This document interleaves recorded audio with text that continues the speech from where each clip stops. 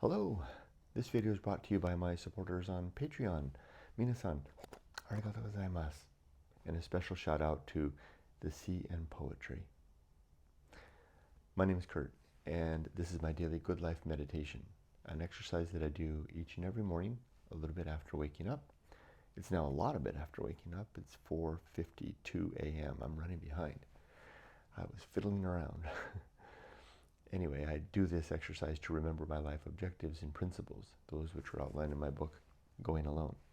You can get a copy at the link above. And if you don't see a link, there's probably one down in the description. I also use this time to reflect on the last 24 hours and how I did with the various challenges and opportunities that I met.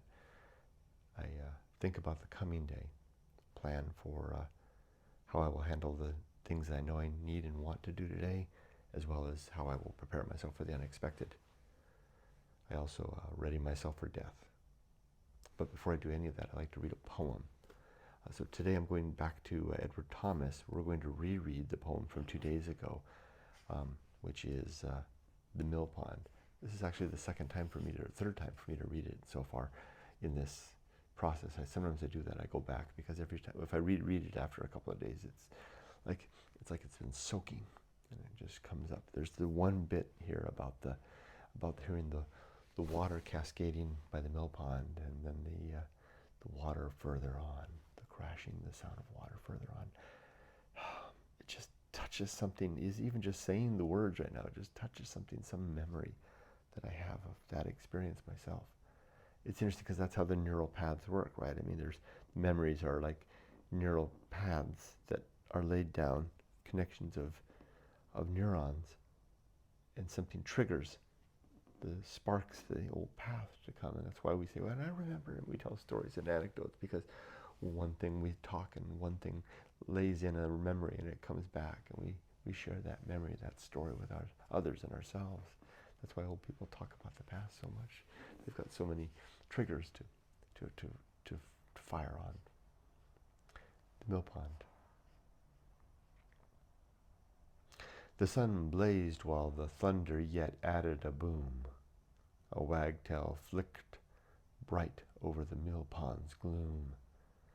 Less than the cooing in the alder aisles of the pool sounded the thunder through the plunge of waters cool. Scared starlings on the aspen tip past the black mill, out chattered the stream and the next roar far on the hill. As my feet dangled, teased the foam that slid below, a girl came out. "Take care," she said, ages ago. She startled me, standing quite close, dressed all in white. Ages ago. I was angry till she passed from sight. Till then the storm burst, and I crouched to shelter.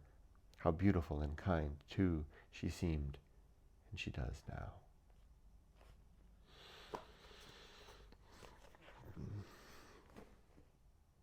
That's an earth shaker. I have to get on my feet again.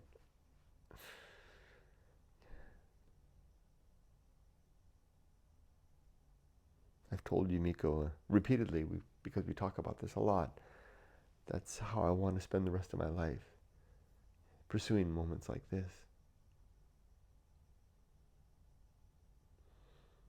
Enjoying such moments while still striving to be virtuous and good and to live well. Okay, I'm dwaddling off. Yesterday, slept pretty good last night. I woke up a couple of times, but nothing too bothersome, just thinking about just wow. Yesterday was a really good, solid day of work. Thursday, I got so much done. And I finished the day with a scoping meeting with the customer that I think really revealed to them the value of having me around to help out. If you can suffer me to speak for myself, because sometimes people see what I do as a nuisance and a distraction from their main job. I'm a project manager / analyst. When I put my analyst hat on, I help people extract out business need and requirements. It's basically all I do when I'm not a project manager. And in this case, this project, I'm wearing both hats. And I think they saw the value yesterday.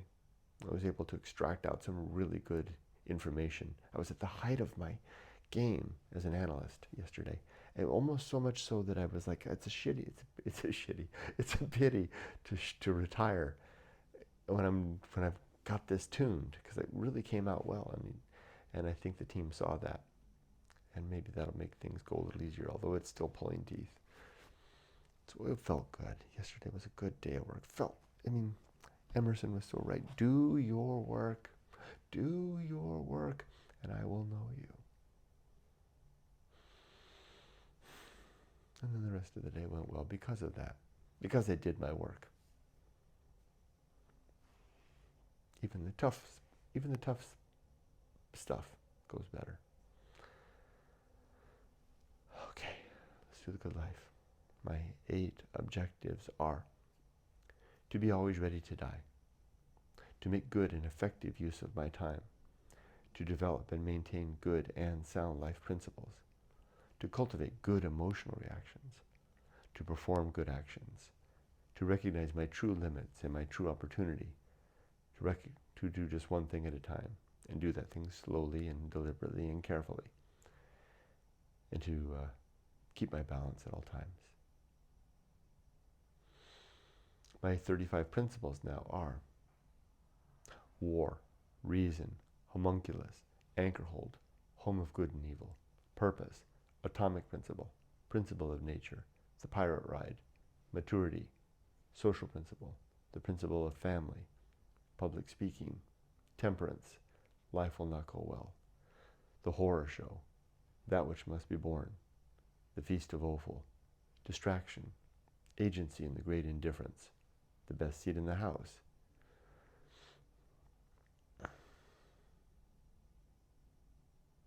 the restless man, the path of wildness, the great life adventure,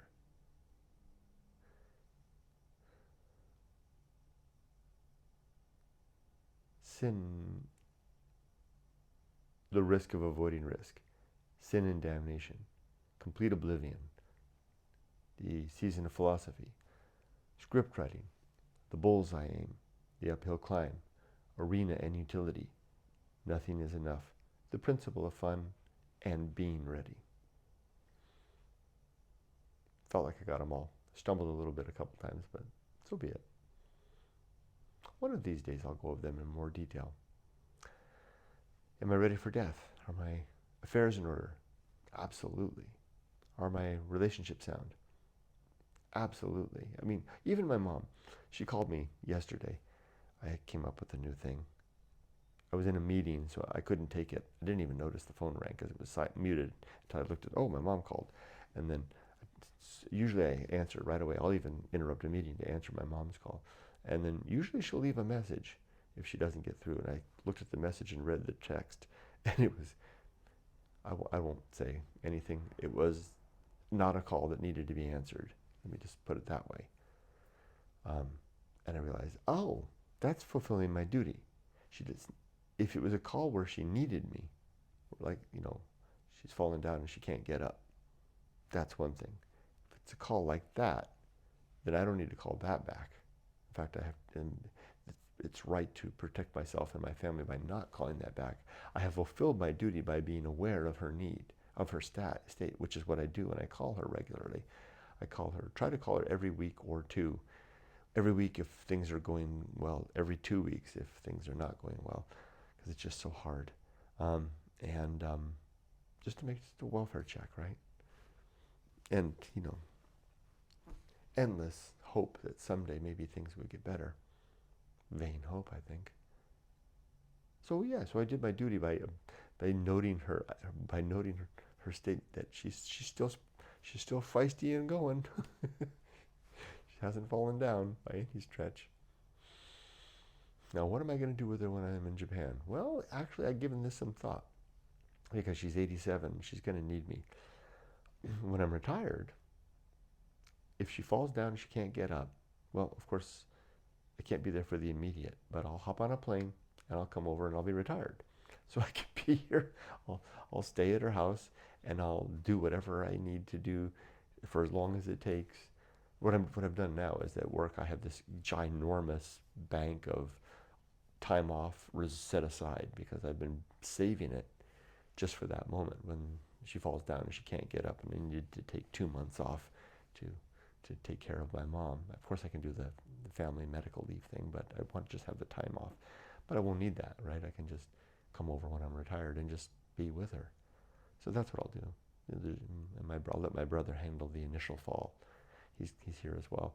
And then I'll come over and help with the long-term fall, whatever that entails, and for however long it takes. So I'll actually be better positioned to help my mom after retirement than I am now. Okay, but that's a long-winded to say my relationships are in order. Everyone else is fine. My mom's the tricky one, but I was attentive to her need, but yet not responsive to her abuse. 3, is my life work complete? Absolutely. My daughter's grown. My book is writ. So with that, I'll finish off. Oh, what am I doing today? Did I miss that somehow? Today's the day off. My bike didn't sell, and it's a slow period, so I don't want Lior, the mechanic, my wonderful mechanic, to hold on to my bike. He's in his shop, take up all that space. So I'm going to go pick up the bike today and try to sell it myself. So I get to ride again today. Ooh, I was hoping I would never have to ride a motorcycle again, but I'll go pick it up. Not Laura's fault at all. It's just a slow time. So I'll sell it for what I can. Be safe, but not too safe. Take care. I will move forward and up. I will rarely stop, and I will never